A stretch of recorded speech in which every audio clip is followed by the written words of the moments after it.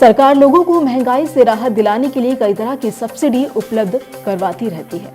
इसी कड़ी में दिल्ली सरकार ने जनता को इस महंगाई के दौर में इलेक्ट्रिक व्हीकल पर बम्पर छूट दी है। अगर आप भी सरकार की इस सुविधा का लाभ लेना चाहते हैं तो इस सरकारी स्कीम की लास्ट डेट 15 अप्रैल 2025 है, जो कि पहले 31 मार्च थी।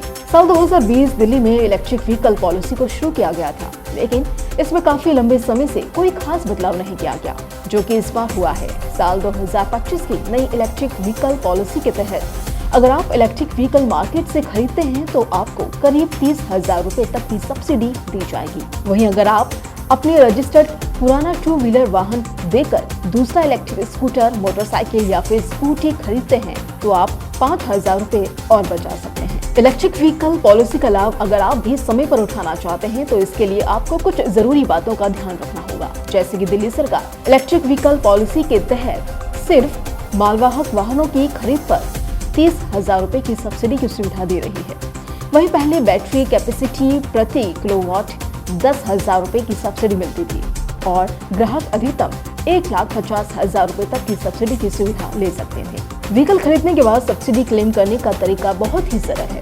इसके लिए आपको अपने व्हीकल डीलर से संपर्क करना होगा, जिसे आपको एक यूजर आईडी और पासवर्ड दिया जाएगा। फिर आपको दिल्ली सरकार के इलेक्ट्रिक व्हीकल की आधिकारिक वेबसाइट पर विजिट करना होगा, जहां आपको डीलर से मिला यूजर आईडी और पासवर्ड को डालकर लॉगिन कर लेना है।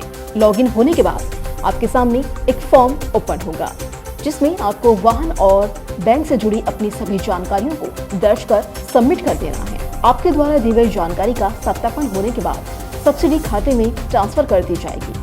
अगर आप भी एक बेहतरीन ई-ऑटो खरीदने का प्लान बना रहे हैं और आप भी दिल्ली के नागरिक हैं, तो आप दिल्ली सरकार के इस स्कीम का लाभ आसानी से उठा सकते हैं, जिसमें आपको लगभग 30,000 रुपए तक की सब्सिडी के साथ लोन लेने की भी सुविधा प्राप्त होगी। वहीं लोन पर करीब 5% तक ब्याज की छूट भी आपको प्राप्त होगी। इसके अलावा अगर आप अपना पुराना ऑटो स्क्रैप कर देते हैं तो इसमें भी आपको 7,500 रुपए तक की छूट दी जाएगी। इसी तरह की खबरों के लिए बने रहिए कृषि जागरण के साथ।